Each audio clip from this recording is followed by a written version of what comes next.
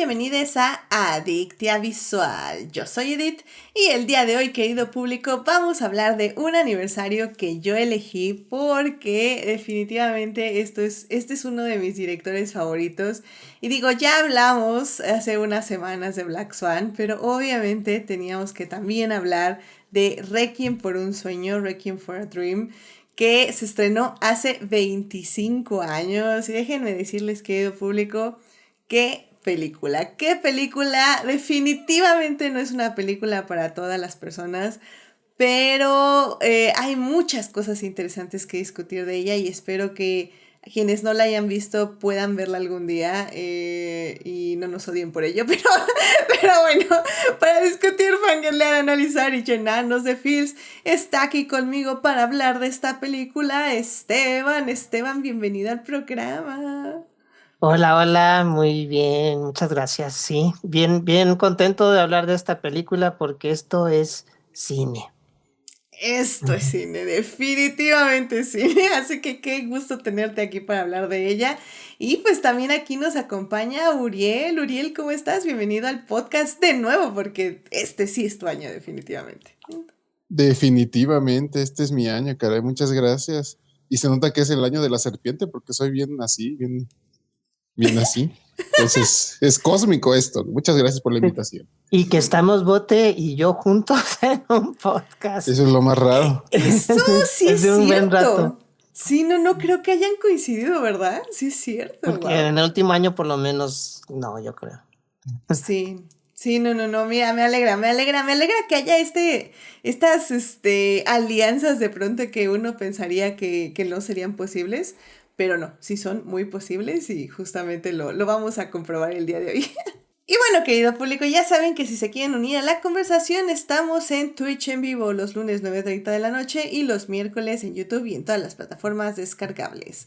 Muchas gracias a nuestra mecena Marce por patrocinar este bonito programa en Patreon. Si quieren ser adicta como ella, vayan a Patreon a suscribirse. Y bueno, querido público, pues antes de hablar de esta película, obviamente, ya saben, primero tenemos que salvar lo que amamos.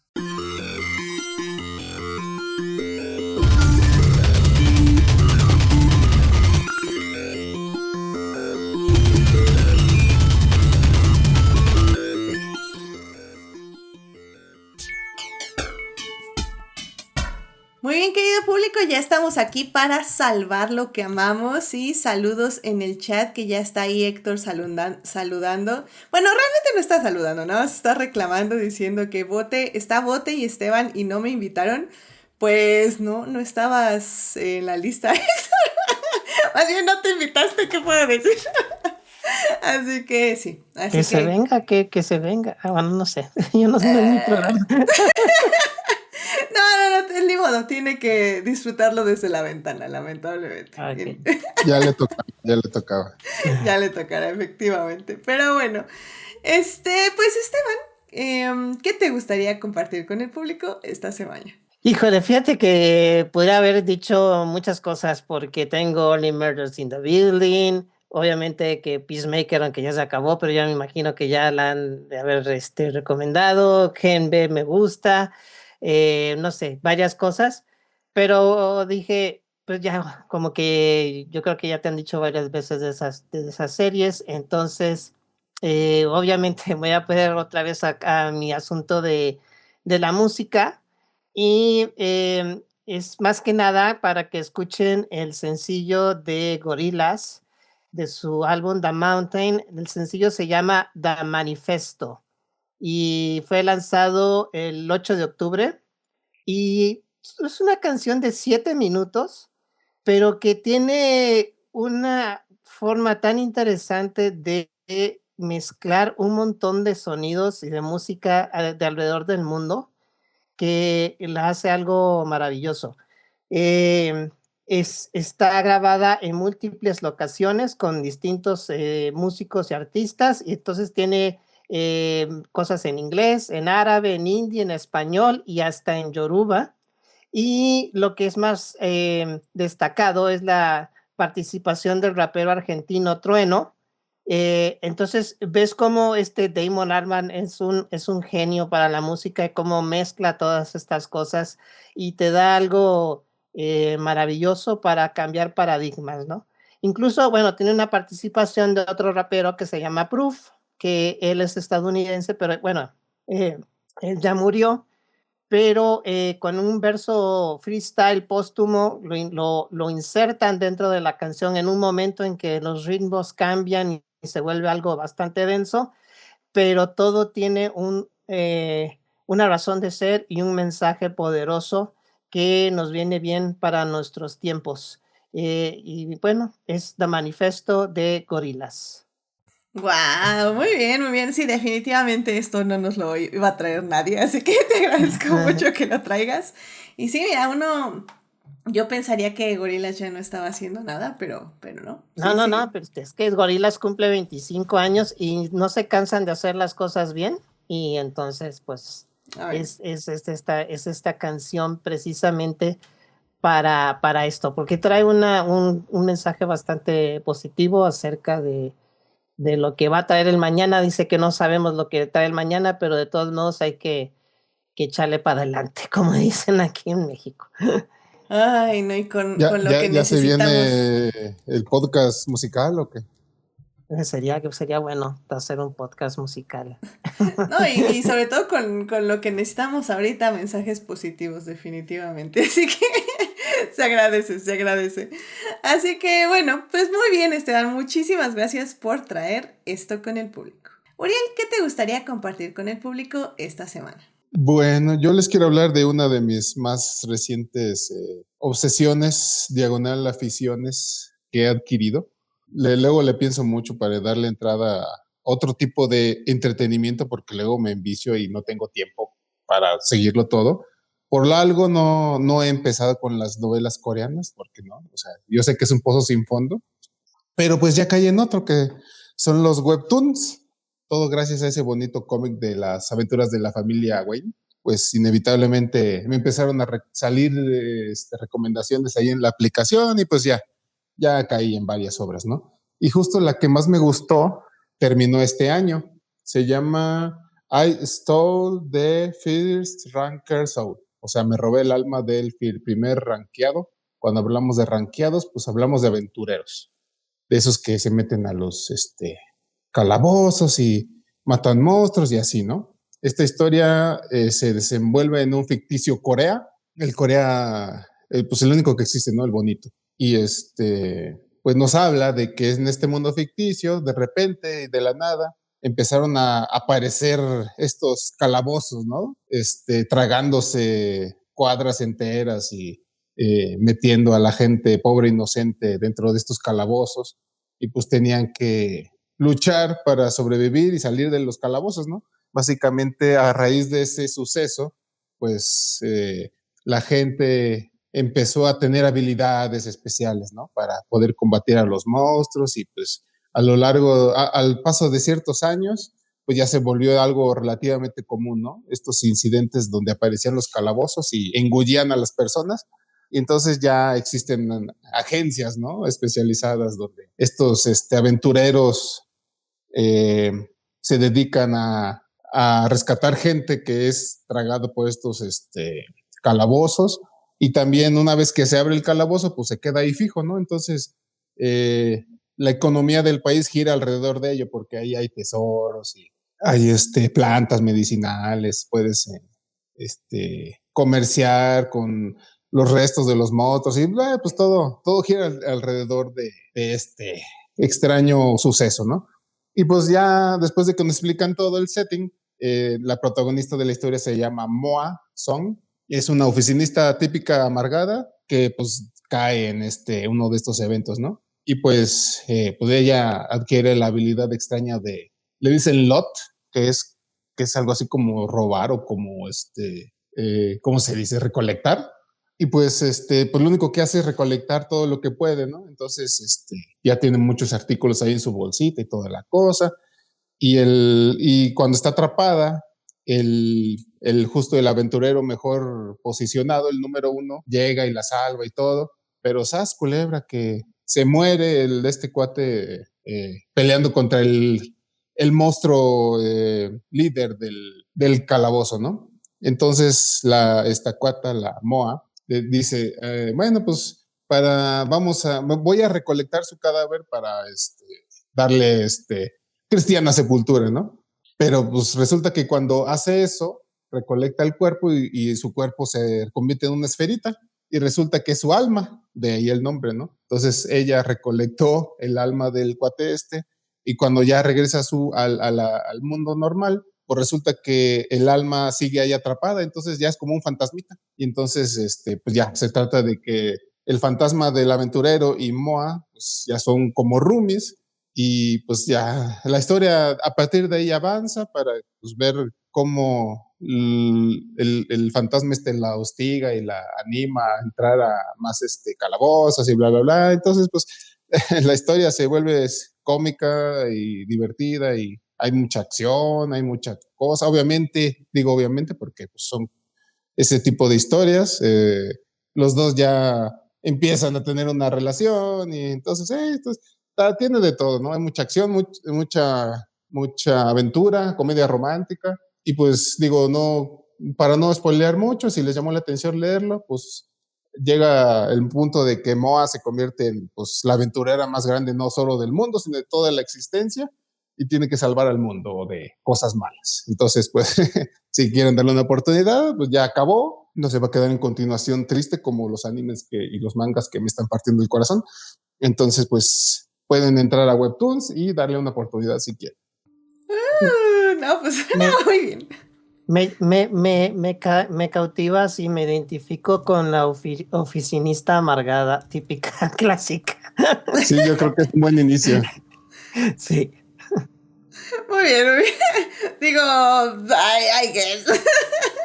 Pero me parece muy bien. Y eso de los webtoons, la verdad que están bastante divertidos. Así que, muy bien, muy bien. Pues en español es robé el alma de un ranker número 1. Podría. Bueno, tú lo pusiste como me robé el alma del primer rankeado, ¿no? Entonces, algo así, para sí. que lo busquen eso en inglés, obviamente ya saben, vamos a tenerlo ahí en los posteos de Salvando lo que amamos en todas las redes para que lo vayan a buscar. Así que, pues muy bien, me parece excelente. Así que, Uriel, muchísimas gracias por compartir esto con el público. Y bueno, querido público, yo les traigo algo que tal vez no debería compartir públicamente, pero X. Así que voy a contarles una historia de una persona llamada Non Jian, que en realidad no es una persona, son dos personas, son unas gemelas llamadas Non Sai y Jian Sai. Ambas son chinas, pero pues básicamente se dedicaron a muchas cosas, creo que estudiaron como derecho y empezaron a escribir también varias historias de diferentes tipos de dramas, por decirlo de alguna forma. Hay que especificar que ambas son nepo babies, vienen de familias muy ricas que también hacen mucho cine en China y que definitivamente tienen muchísimos contactos. Y estas dos gemelas decidieron básicamente escribir, dirigir y producir una serie que ellas dijeron, esta serie tiene que existir en el mundo porque nada existe como esto y evidentemente tenemos el dinero, el tiempo, pero sobre todo el dinero y la habilidad de evadir a todas las autoridades chinas de censura para poder hacer esta serie. La vamos a hacer,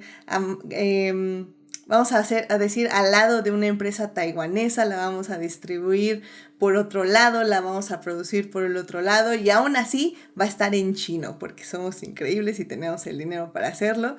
Y estas dos gemelas producen una serie llamado ABO Desire, ABO Deseo o ABO Desire. También la encuentran como Desire de la serie, Desire the Series, o la serie Deseo Ardiente también por ahí, pero en general la van a encontrar como ABO Desire.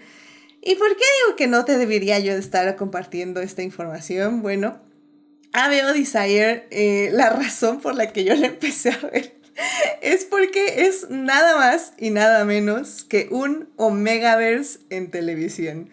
¡Oh, my God!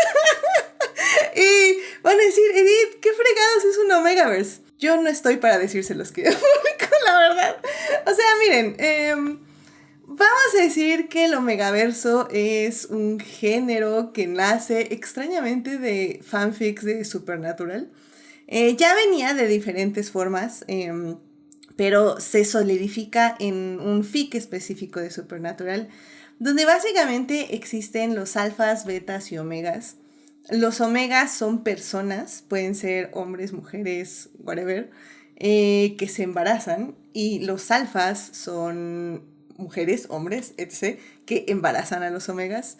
Se guían mucho por, vamos a decir, instintos animales de olor, de soltar feromonas, etc. Una cosa que el público, si no están preparados mentalmente para leer cosas así, no lo hagan, por favor. Pero, o sea, yo dije, wow, existe una serie del Omegaverse, y dije, seré la primera persona en mi generación de toda mi familia en ver un Omegaverse en la televisión. Dije, claramente la tengo que ver. Y la vi. Fueron, si no mal recuerdo, 16 episodios. Efectivamente, 16 episodios. Empezó a transmitirse el 12 de julio y terminó hace poquito, el 11 de octubre, de hecho, de transmitirse. Y la verdad, amé la serie, wow. En general sí está categorizada como un romance BL, Boys Love Boys, creo que esa es la traducción. Es decir, hombres aman a hombres, entonces definitivamente es una serie súper gay en ese aspecto. Y es un Omegaverse también súper tóxico, son relaciones súper tóxicas que son muy normales en el Omegaverso en general. Hay cosas que son muy complejas, que sí cruzan la línea de lo que es moralmente aceptable y no aceptable. Eso también me sorprendió. Yo pensé que iba a ser un Omegaverse un poquito más diluido para que la gente lo pudiera consumir. No, estas hermanas dijeron, nos vale, el Omegaverse es así y así lo vamos a poner en televisión, lo cual me pareció perfecto y sorprendente también. Y sí, la serie se ve que está hecha con 2 pesos. Las actuaciones son muy buenas, la verdad. Pero sí, está hecha con 2 pesos. Y el guión, híjole, es el peor final que he visto en mi vida. No porque sea triste ni nada, sino porque realmente lo escribieron tan apresurado y tan mal que realmente está horrible. Pero la verdad es que disfruté cada uno de los episodios como wow. O sea, para mí fue increíble cada uno de estos episodios. Me la pasé súper bien. O sea, Omegaverse, tóxico, BL, chino, es como what the fuck. No, amé. Y obviamente estas hermanas planean hacer más de estas historias, planean hacer más de este tipo de series, usando todo su dinero de Nepo Babies. Y ¿saben qué? Yo las apoyo y yo voy a ver cada una de las series que produzcan. Así que, pues, ¿qué puedo decirles, querido público? Si se sienten listes para ver un Omegaverse en la televisión, vean ABO Desire, está disponible en Viki ya completa, los 16 episodios. Si no se sienten preparados, no lo vean. La verdad es que no es para todos este tipo de historias, no es para todas las personas este tipo de dinámicas. Así que, y como digo, estén conscientes de que es una serie muy barata, con un guión muy barato, la verdad. O sea, sí, no es un gran guión tampoco. Y sí, no es perfecta, pero hay que apoyar a estas creadoras que leyeron fanfiction y dijeron, esto tiene que ir al cine, bueno, a la televisión, y literalmente, esto es lo que deberían hacer la gente rica con su dinero, sinceramente. Yo no sé por qué no están haciendo más esto, pero bueno, vayan a ver a Veo Desire, está en Viki, y wow. Suena bien kinky. I mean, yes. El Omegaverse es kinky por naturaleza. Héctor me dice que Jimena dice que faltó a la descripción. Bueno, la sinopsis rápidamente, porque ya me pasé de tiempo. La sinopsis es dos empresarios de farmacéuticas que son contrincantes básicamente, están tratando de crear una nueva medicina para salvar a ciertos alfas y omegas que están teniendo como ciertas, vamos a decir, discrepancias hormonales, por decirlo de alguna forma. Y pues básicamente uno de los CEOs, no se sabe quién es como súper secreto y es todopoderoso, pero este CEO súper secreto y súper poderoso está obsesionado con el otro CEO de la otra farmacéutica y básicamente lo stalkea y sabe todos sus movimientos y va a encontrar la forma más tóxica, stalkeante y no sana de demostrarle su amor y básicamente stalkearlo hasta que se enamore de él por el nivel de stalkeo extremo. Genial. Entonces, ay, 10 de 10, excelente servicio. Pero bueno, esa es básicamente la trama. Espero habérsela vendido a Jimena y, como digo, amé cada uno de estos 16 episodios. Pero bueno, ya, porque... Y si Jimena la ve, podemos hablar de ella en Adictia Visual, sinceramente. Yo nada estoy esperando que alguien la vea para hablar de ella, la verdad. Con alguien. Ya sea en público o en privado. Quien sea, no me importa. Pero bueno. En fin, así que bueno. ¿Perdón? Toxiedit, entonces te encanta lo Sí. tóxico. No, y es que no tienen idea, es súper tóxica y wow, chef kiss. Pero en fin, pues bueno, querido público, ya con eso podemos ir a hablar del tema que nos trae el día de hoy. Así que, sin más, vámonos ya a hablar de cine.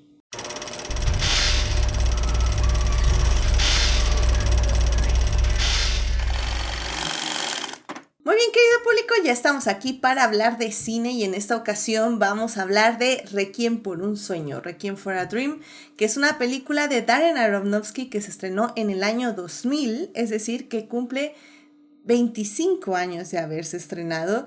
La película tiene un elenco que la verdad, o sea, muy bueno. Está Ellen Burstyn, Jared Leto y Jennifer Connelly. Sí, y de hecho, sí, yo sé, ustedes van a decir Jared Leto, guácala, y sí opino lo mismo. Pero ahorita vamos a descubrir que Darren Aronofsky tiene la culpa de que Jared Leto sea Jared Leto. Ahorita se los vamos a decir, ustedes no se preocupen. Pero bueno, ¿de qué habla Requiem por un sueño? Bueno, Requiem por un sueño nos habla de la vida de 4 personas que básicamente, efectivamente, tienen un sueño, pero esos sueños llevados de la mano con, pues, definitivamente mucho trauma y muchos complejos y definitivamente muchos problemas emocionales, más drogas, definitivamente lleva a que sus sueños no se cumplan. Y eso no es un spoiler porque literalmente eso es el título, el Requiem por un sueño. Así que la película definitivamente tiene una gran valor de producción. Y de eso vamos a hablar justamente en la primera parte. Y en la segunda parte ya vamos a hablar de los aspectos de trama y de personajes que también son muy complejos y son muy interesantes definitivamente. Así que bueno, querido público, sin más, vámonos a la primera parte. Don't you dare feel guilty about your talent. You survived, like witches have been doing for centuries. So you broke the rules. Big deal. That's what kept you alive. That's what makes you special. That's what makes you a witch. Muy bien, querido público, ya estamos aquí para hablar de Requiem por un sueño, esta película que cumple 25 años de haberse estrenado. Sí, no, yo sé. Esta película, por ejemplo, personalmente yo no la vi en cines porque tenía 11 años cuando se estrenó. Es una película que de hecho en Estados Unidos, si no mal recuerdo, rompió la categoría de clasificación. O sea, no era R, era lo que le seguía, porque definitivamente nadie quería, o sea, esta peli choqueó a muchas personas, si no la han visto. Básicamente contiene escenas muy fuertes de drogas, escenas muy fuertes de sexo también, pero no de una forma, vamos a decir, ni pervertida, ni ¿Cuál es la palabra que estoy buscando? La habíamos dicho, Esteban, fuera del aire, pero se me acaba de ir. Bueno, en cuanto al mensaje de las drogas, pienso que no es un sermón. Y en Exacto. cuanto al mensaje de las escenas de sexo, son para erotizar ni para calentar a nadie, ¿no? Vamos diciéndolo así. Sí, sí. Sino más bien están hechas para dar el mensaje que en ese momento es algo hasta grotesco, pues, o sea, algo que no se siente bien. Exactamente. Y creo que ahorita no recuerdo exactamente cuál es la clasificación en Estados Unidos que le sigue a R, pero NC-17. NC-17, efectivamente. Sí, yo recordaba que era N-17 algo, pero NC-17. Y Aronofsky en su momento se rehusó a quitar, literalmente se rehusó a quitar nada. Él quería que la película se fuera tal y como era, con todos los problemas que iba a causar en distribución, con todos los problemas que iba a causar obviamente en recaudación de dinero. Y pues obviamente los productores todo el momento estuvieron muy, muy en contra de literalmente todo lo que hacía Aronofsky con esta película. De hecho, el director dice que esta película fue una guerra constante, o sea que mientras la filmaban, mientras la editaban, mientras la distribuían, mientras la veían en festivales, que todo el tiempo estuvo luchando para que se conservaran todos los cuadros literalmente de la cinta. Y digo, o sea, Héctor por algo estaba ahorita en el chat diciendo que nunca vería Requiem de nuevo, excepto si y venía a hablar de ella con Esteban y Bote porque le caen muy bien. Ay, Entonces, cómo lo... sí, entonces, y digo, entiendo eso, es una película muy difícil de ver varias veces. Para quienes no la hayan visto, no se preocupen, en esta parte todavía no va a haber spoilers. Aunque la verdad, verla, esta es de las películas que creo que aunque se las contemos cuadro por cuadro, vivirla es una experiencia única, o sea, no vamos a hacerle justicia por medio del habla, porque si algo tenía Aronofsky en esta etapa de su vida, que literalmente es la segunda película, si no mal recuerdo, que hace en su vida, es que él experimentaba, o sea, él le gustaba experimentar muchísimo con el cine. Es su tercera película, perdón, la primera es Protozoa, luego está Pi y luego Requiem por un sueño. Y como digo, Aronofsky en esta etapa de su vida le gustaba muchísimo experimentar con la edición. La edición es una masterclass, sinceramente. De hecho, esta para mí, y la razón por la que quería hablar de ella, porque para mí es una de las películas que me inspiró a estudiar cine, a querer hacer cine básicamente, porque es aquí cuando entiendes la inmensidad de posibilidades que tienes con la imagen para crear emociones y para conectar con el público. De hecho, se rumora que la película tiene más de 2000 cortes, que eso tal vez no se puede dimensionar mucho a una persona que justamente no edita o no postproduce como yo. En el aspecto que, por ejemplo, una película, para mí, muchos cortes por rollo van a ser 300. Entonces, 3, 6... O sea, para mí ya una película complicada son 1200 cortes por película. Ahora imagínense 800 cortes más. O sea, es una monstruosidad. O sea, la forma en que se edita esta película, el ritmo en que le ponen a la película, la forma en que nos transmiten las emociones de los personajes, los que están viviendo, la forma en que distorsiona el tiempo a conforme los personajes lo están viviendo, es muy, muy impresionante. Y digo, perdón, para quienes no la hayan visto, justamente la sinopsis que yo les daba es un poco eso. Vamos a ver la historia de 4 personas. Harry Goldfarb, su madre Sarah Goldfarb, la novia de Harry, Marion Silver, y el amigo de Harry, Tyrone Siloff. Básicamente los 4 vamos a ver el verano, el otoño y el invierno. Literalmente la película está dividida en 3 partes. Es verano, otoño e invierno. Y un poco la sinopsis es que básicamente Harry y Tyrone pues sí son unos drogadictos, o sea, sí se drogan constantemente, y de hecho en la película empieza con Harry robándose la tele de su mamá, de Sarah, para empeñarla y tener dinero para poder drogarse, y pues Sarah un poco lo deja porque pues así ya es la dinámica de ellos dos. Y vamos a ver una como Harry y Tyrone pues básicamente quieren crear un negocio donde van a reducir la droga, o sea, van a comprar una droga pura, heroína si no mal recuerdo, para venderla y pues para ganar dinero. Y con ese dinero en parte se lo van a dar a Marion, que es la novia de Harry, para que ella pueda poner una tienda de moda, que es lo que ella hace, diseñar ropa. Y también ella pueda ya literalmente cumplir su sueño de ser una diseñadora, ¿no? Mientras Sarah, la madre de Harry, Sarah Goldfarb, recibe una invitación para estar en televisión, que es lo que siempre ha querido, básicamente hablarle al mundo de su esposo fallecido y de su hijo y de cómo básicamente tiene como la familia perfecta, por decirlo de alguna forma. Recibe esta invitación, pero se da cuenta que en el vestido que ella quiere ir a la televisión, pues ya no le queda. Entonces va a básicamente a tratar de tener una dieta para poder entrar en ese vestido, y esa dieta pues poco a poco va a llevarla a tomar unas pastillas de estas que reducen de peso, que al final del día también son drogas medicadas, pero son drogas.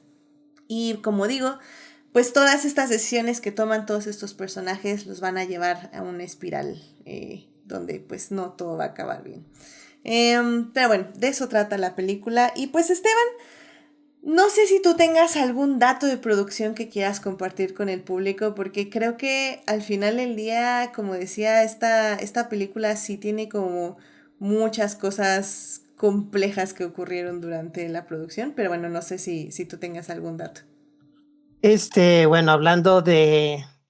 Bueno, vamos a poner dos datos que tienen que ver con la música, aunque uno de ellos más bien es que tiene que ver con la edición que dices, que hay unas partes que Aronofsky las bautizó como el montaje hip hop o hip hop montages, que son estas escenas donde ellos se preparan droga y se inyectan repetidamente o la aspiran, las pupilas se dilatan, cosas así, que pasan de una forma muy rápida.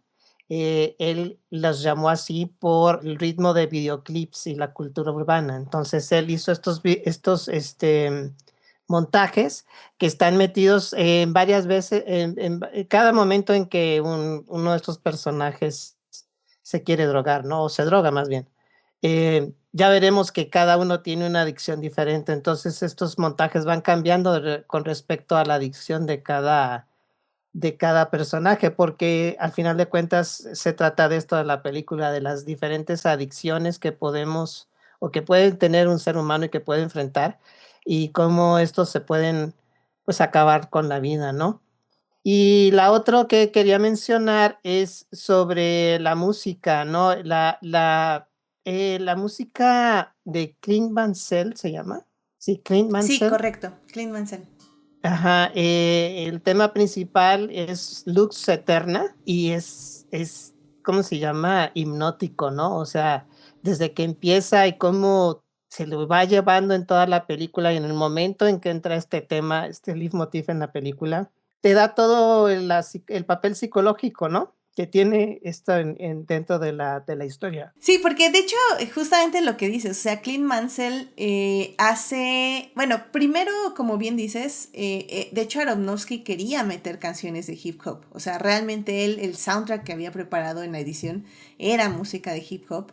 Cuando ve que la película es mucho más cruda y es mucho más sobria en cierto aspecto, decide llamarle a Clint Mansell y decirle, oye, necesito crear algo diferente, ¿no? Para la cinta. Abandona las canciones de hip hop, deja la edición, lo cual me parece muy curioso, pero llega Clint Mansell y prepara esta música, y digo, es una canción que jamás he podido olvidar en mi vida, o sea, desde que yo vi esta película, el tururu, turururu, Sí. turururu, te consume, Sí, ¿no? sí. Y de hecho siguieron usando de diferentes, unas películas posteriormente la usaron para sus trailers y cuestiones así, pero bueno, está ligada más a Requiem por un sueño, ¿no? Y es una mezcla entre música clásica y electrónica minimalista que tiene ¿cómo se llama? Un sonido muy poderoso, ¿no? Dentro de la historia y de la película. Entonces, digo, en cuanto a producción, traigo esos dos datos porque ya mencionaste el de más de 2000, 2000 cortes. También, bueno, hay uno que se filmó en solo 40 días en Nueva York y se hizo con un presupuesto de $4.5 millones, que pues no es nada, y para lo que después se hizo y cómo se volvió de culto, ¿no? Esta película. Sí, digo, al final del día tampoco ganó mucho en su momento, o sea, sí lo recuperó, evidentemente, pero siguió siendo una película de culto porque, como decimos, o sea, la distribución fue muy complicada por el nivel de violencia, ni siquiera violencia, porque de hecho Aronofsky en unas entrevistas se quejaba un poco de eso, o sea, que la violencia no se censuraba tan fuerte como se censuró esta película. Pero bueno, el consumo de drogas y las dos escenas de sexo que hay, que son muy breves, por cierto, para quien no la haya visto, pero pues son, como decíamos, muy grotescas y muy fuertes. Pero bueno, realmente hizo que casi nadie pudiera ver esta película, o sea que realmente mucha gente luchara para poder verla y quienes vieron literalmente fue el boca a boca lo que fue convirtiendo esta una película de culto, que poco a poco le dio el renombre a Aronofsky para hacer lo que posteriormente seguiría, para seguir haciendo cine posteriormente, ¿no? Y sí, o sea, de hecho nos dice Héctor aquí en el chat que la versión reorquestada de Luxa Eterna, Requiem for a Tower, salió en el corto de Las Dos Torres. Mira, eso no me acordaba. Es que interesante. Sí, yo lo traía, pero no estaba seguro si era cierto o no. Y como Héctor estaba escuchando, dije, no vaya yo a cometer algo blasfemo que me vaya a regañar contra el Señor de los Anillos. Pues no, al parecer sí es cierto, Esteban, así que no Ok, tengas ok. miedo. Pero sí, sí, sí. Entonces, sí, definitivamente la música es una parte muy importante de la película, sobre todo porque, como dices, puede ser que sea la misma tonada, pero el significado que va, o sea, como que siento que la música va cargando poco a poco el trauma de los personajes para que la última vez que la oigas definitivamente sea aún más poderosa, por decirlo de alguna forma. Entonces sí, o sea, Clint Mansell la verdad fue brutal en Sí, en este soundtrack. tengo aquí como dato que él quería evocar tanto belleza como desesperación y pues lo logra en un Requiem moderno, ¿no? Entonces es algo redondo para lo que estamos hablando, que es el funeral de los sueños con este Requiem. Sí, sí, sí, sí. Y de hecho fue la segunda película que hizo él. De hecho, hizo primero Pi, que también fue de Aronofsky, y luego Requiem por un sueño. Y de ahí, pues ya hizo muchísimas más películas también, ¿no? Que incluso siguió haciendo su trabajo con Darren Aronofsky, obviamente. Ay, sí, pero no, muy. Sí, sí, sí, este dato musical definitivamente es una de las bases y columnas de la película, definitivamente. Y bueno, pues tú, Bote, no sé si tengas como algún dato de producción que quieras compartir o algún así como sentimiento en general de la película. Digo, no tengo datos. Yo, ahí les va mi pequeña historia secreta. Yo digo, no son los primeros que me dicen que cómo es posible que yo la haya visto esta película. Justo fue curioso. Yo la vi hasta que estaba en DVD. O sea, no, obviamente no la vi en cine. Y la vi porque en un cumpleaños me regalaron el DVD y en ese rato dijeron, ponla, vamos a verla. Entonces la vimos. Por eso la vi. Y la verdad, digo, ya para entonces, cuando oí la musiquita, dije, ah, cara, yo había escuchado esta canción antes, qué simpática, así que es de esta película, qué padre. Y la verdad me impactó, o sea, sí, sí, o sea, es como bien dicen, es muy cruda, muy grotesca y te genera unos sentimientos, unas sensaciones muy fuertes también, por lo crudo que es y por el mensaje que te da, ¿no? Entonces, sí, yo la verdad sí me impactó y me gustó mucho. Cuando la vi, fue, pues yo creo que hace como 20 años, o sea, no, sí, sí pasó un ratito de que se estrenó y pues sí, la verdad, Pues ahí lo tengo todavía el DVD. No lo he vuelto a ver, pero la verdad sí me impresionó bastante y me gustó mucho. La verdad sí. Lo único que puedo decir es que es impresionante. Sí lo es, definitivamente. Yo también, bueno, ahorita Héctor en el chat está diciendo que quién te regaló ese DVD. Honestamente no me acuerdo. Así pasa, así pasa. Y de hecho, digo, yo también la vi, como digo, yo no la vi en cines. Yo Mientras no también. digas, ¿Perdón? no me acuerdo porque estaba muy drogado, está mejor. No, no. Mejor no, Tal Sí, vez sí, de comida. de comida. de comida tal vez sí. No. De hecho, o sea, si alguna razón yo doy para no haber consumido drogas en mi vida, es esta película. O sea, literalmente es como en cualquier momento que se me acercaba el olor a marihuana, que yo creo que es lo más fuerte que he estado cerca en toda mi vida, es como, no, empieza a sonar turu, turururu, yo no, o sea, de hecho, personalmente, mi historia debe ser que probablemente la renté el Blockbuster. Probablemente vi Pi primero y luego vi Requiem, literal, así me estaba viendo la filmografía de directores, no sé, y las vi en ese orden. Evidentemente procedí a ponerle esta película a mis primos pequeños en ese momento y luego Guau. lo puse a la siguiente generación de primes también, obviamente. Porque obviamente es el vive sin drogas para mí, entonces se la tenía que poner a Con una todo. canción casi tan pegajosa como es la de la flor. Exactamente, casi tan pegajosa. Entonces, sí, definitivamente que es cierto lo que dice Héctor, porque si bien ya no gastamos dinero para drogas de ese aspecto, dice, Bote las únicas drogas que consume son monas chinas y no le queda dinero para nadie más. Exactamente. Y sí, exacto. O sea, gastamos dinero en otro tipo de drogas. Como bien lo muestra esta película, hay diferentes tipos de drogas. Sí, sí, exactamente. No, digo, es más sano, pero pues igual te quedas en la ruina. Y Exactamente. igual puede ser una adicción, ¿no? Que También. eso es al final de cuentas.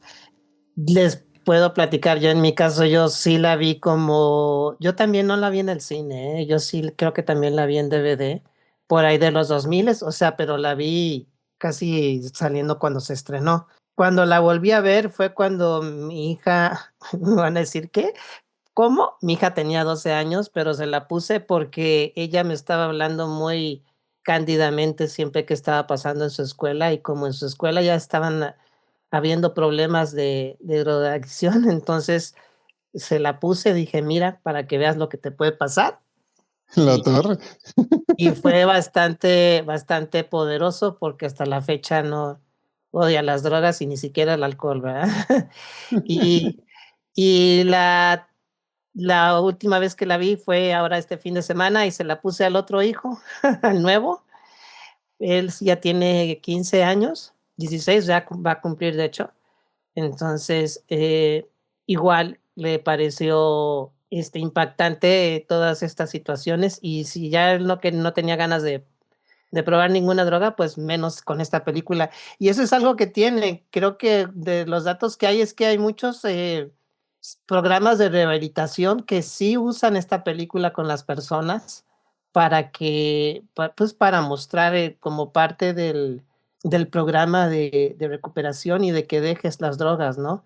Entonces, pues tiene un legado y un impacto cultural muy importante en esa situación. Por muy fuerte que es, la gente que la ve entiende el mensaje sin como decíamos antes de entrar al programa, perdón, sin que suene a sermón, sino que muestra lo que es la vida de estas personas al caer en este tipo de adicciones. Entonces, por lo mismo, pues lo quieres evitar.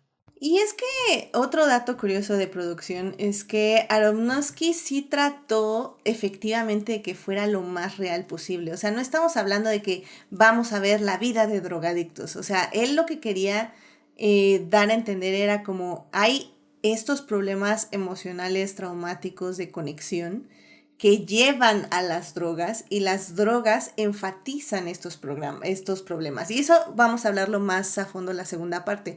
Pero a lo que me iba a referir en la producción, en el aspecto de producción, es que lo que intentó era como, ok, necesito que se sienta como cómo se viven las drogas. O sea, necesito que una se sienta, 2, que se refleje y 3, que los actores lo entiendan. Entonces, que se sienta, pues eso viene de la edición, de la música, del ritmo, etc. Luego, que se vea, muchas de las personas que son casteadas en diferentes partes de la película no son actores, son personas que tenían problemas de drogadicción. Son personas que estaban viviendo problemas de drogadicción en ese momento o que querían recuperarse pero habían recaído o que estaban en programas para salir de ello. Esas son las personas que se ven durante la película, que son muy pocos momentos, de hecho, pero en los pocos momentos que hay son personas de la vida real con problemas de drogadicción. Y tercero, quería que los protagonistas, que los actores supieran lo que era vivir con esos problemas de drogadicción, lo cual los llevó a que literalmente tuvieran un... O sea, dicen que no era como actores de método, pero literalmente les hizo hacer un actor de método. O sea, metió tanto a Jared Leto como a su coestrella, Marlon Wayans. Literalmente no pudieron... tengo entendido que les prohibió tener sexo y tomar o comer azúcar durante 1 o 2 meses para que tuvieran como esa depravación de placer, por decirlo de alguna forma. También Jared Leto estuvo muy en contacto con en grupos de rehabilitación y con gente que en ese momento estaba drogándose con heroína, si no mal recuerdo, estuvo muy en contacto. También está Jennifer Connelly, también tuvo como mucho contacto con gente que estaba básicamente recaída de, según yo, ella es cocaína. Entonces, todos los actores tuvieron como este acercamiento muy profundo, muy inmersivo con personas que estaban viviendo. Y de hecho, muchos de los tics que tienen, sobre todo Jared Leto y Marlon Wayans en la película, lo sacan una de su propia depravación, de que no podían tomar azúcar. Y 2, también de los tics que le copiaron a muchas de las personas que conocieron en su momento, básicamente, ¿no? Entonces, por eso yo digo que Aronofsky tiene un poco la culpa de que Jared Leto sea como es, porque creo que este método lo siguió usando en sus demás proyectos a futuro, lo cual no fue muy bueno, por decirlo de alguna forma. Pero bueno, definitivamente... Fue algo, de hecho Jared Leto baja de peso por eso y por eso se ve como se ve en la película, porque literalmente trató de que mucha de su fisionomía también se pareciera a la gente que conocía con estos problemas. Y pues, por ejemplo, la actriz Ellen Burstyn, que hace igual un trabajo físico fabuloso, ella fue más de prostéticos, no tanto de que ella realmente subiera de peso y luego bajara de peso. O sea, todo lo que vemos de ella son más prostéticos, el cambio físico. Pero también estuvo muy en contacto justamente con todo este proceso, ¿no? De cómo tenía que verse, cómo tenía que actuar, cómo tenía que lucir justamente una persona que también estuviera en ese tipo de droga, que ahorita no me acuerdo exactamente qué es, pero... Le dice Jared Leto, bueno, el personaje le dice speed. Son anfetaminas. Anfetaminas, sí. Muy bien. Entonces, al final del día hay muchos detalles definitivamente desde la actuación, donde los actores trabajaron muy de la mano con personas que en la vida real estaban sufriendo de estas adicciones. Entonces, en ese aspecto también me parece muy interesante el trabajo actoral y de producción.